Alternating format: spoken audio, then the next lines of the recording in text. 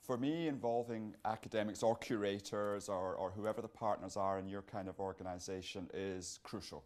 And I used to be a consultant and worked with many organisations, and I observed in the more mature programmes, dare I say the more successful programmes, a strong partnership from the earliest stages between development, advancement, fundraising staff and the academics or the curators and indeed the leaders of institutions.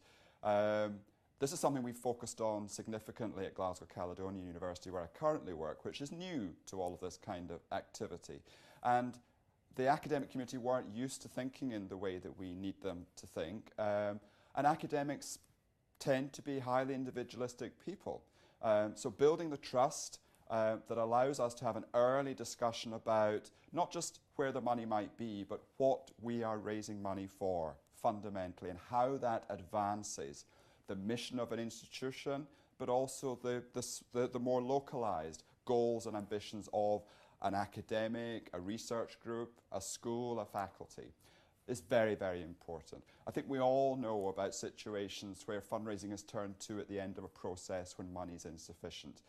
Not very helpful, not likely to succeed more often than not. So we need to encourage a very early engagement and understanding which is built on professional trust. One of the issues related to that is the need from an early stage to encourage our academic colleagues to share information, to plan meetings and engagements with us, and to record what happens.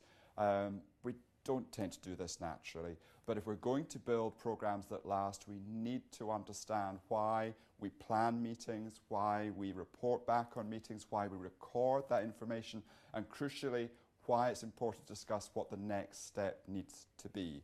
So for me, engaging with academics or the partnership between not just academics and fundraisers, by the way, but I want to include volunteers. I want to include external peers of our prospects in building a team around fundraising activity and alumni relations activity. It makes sense, it works, and it needs to start early.